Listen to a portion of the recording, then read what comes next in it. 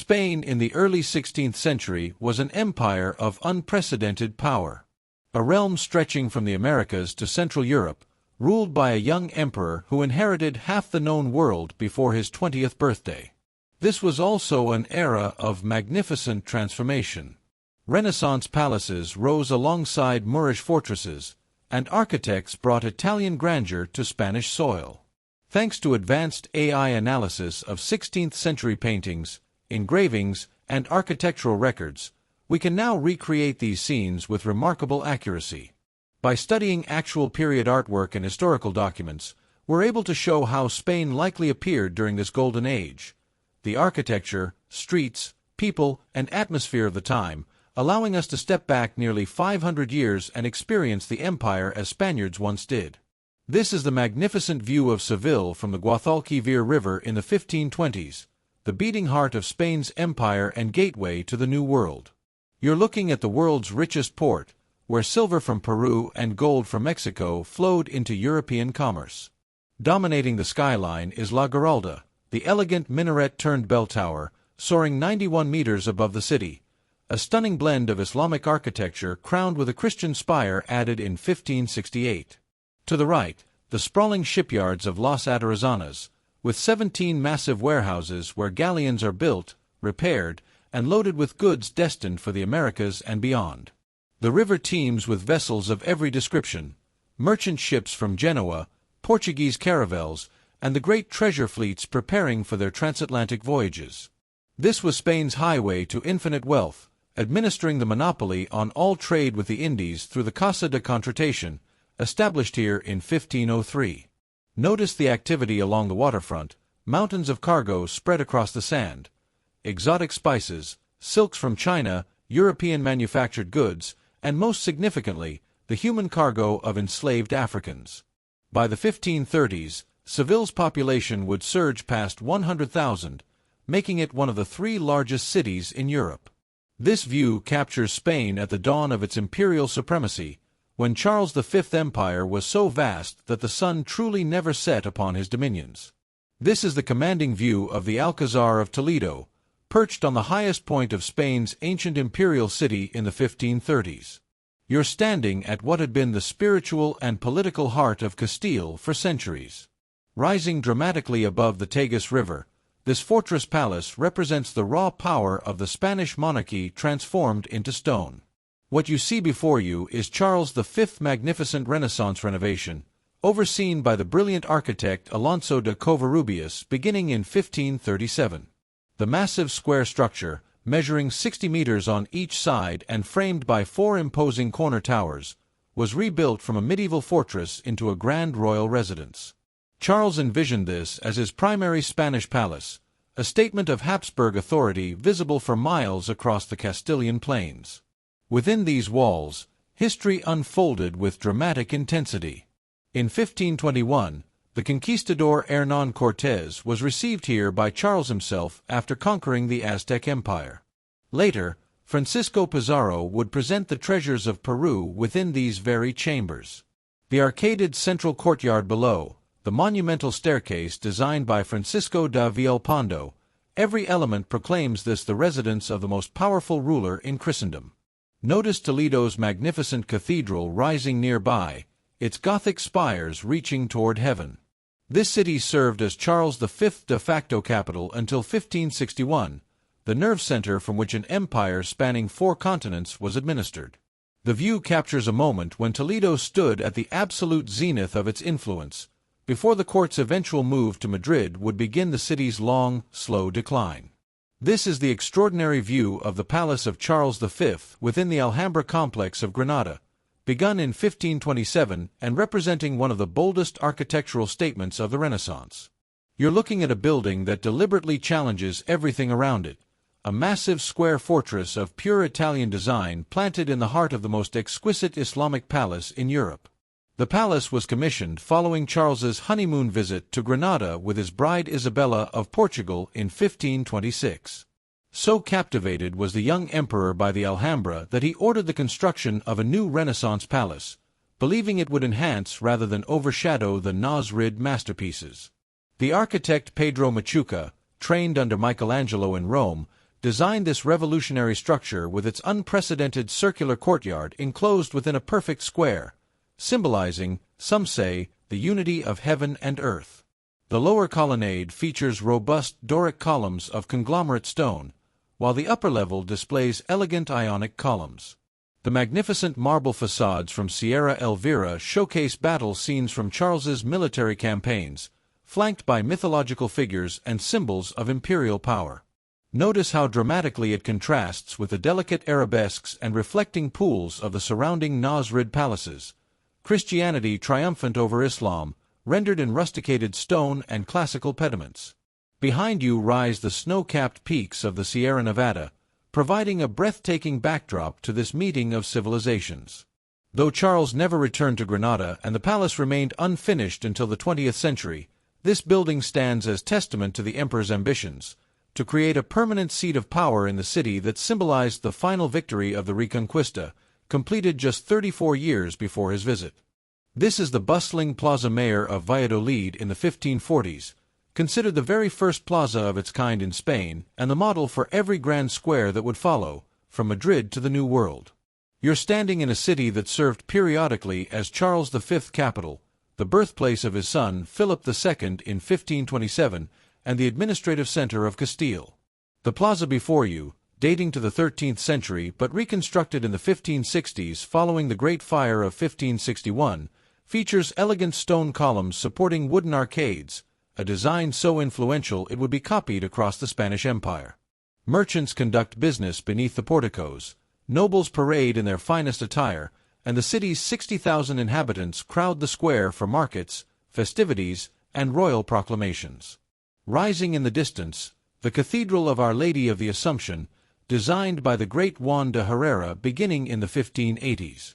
Though construction continues slowly, the building represents the emperor's commitment to making Valladolid a proper imperial capital. Nearby, the Collegiate Church and the Church of Santa Maria la Antigua with its distinctive Romanesque tower remind us this was a city of deep medieval roots now flowering into Renaissance grandeur. Within the palaces surrounding this square, the machinery of empire turns ceaselessly. The royal chancellery administers justice, royal councils advise the emperor, and secretaries manage correspondence from territories spanning from Mexico City to Milan, from Brussels to Manila. The Palace of Pimentel, where Philip II was born, stands as a symbol of dynastic continuity, the future king who would carry his father's vision of a global Catholic monarchy into the next generation. This view captures Valladolid at its height of influence, before Philip II's decision to permanently establish Madrid as capital in 1561 would relegate this magnificent city to secondary status. This is the Plaza de San Francisco in Seville during the 1530s, showing the administrative heart of Spain's American empire. You're looking at the Casa de Contratación, the House of Trade, established in 1503 to control every vessel, cargo, and passenger traveling between Spain and the Indies. From these rooms in the Alcazar complex, the entire transatlantic trade network is managed with bureaucratic precision. Scribes and official clerks fill the small square, witnessing business deals, licensing ship captains, approving voyage plans, and ensuring the Spanish crown receives its quinto real, 1/5 of all precious metals arriving from the New World. Here, Amerigo Vespucci once served as chief navigator, producing maps of routes and territories. Here, conquistadors received authorization for their expeditions of conquest. In the near distance, the Torre del Oro, the Tower of Gold, stands sentinel on the riverbank, its distinctive dodecagonal shape glinting in the Andalusian sun.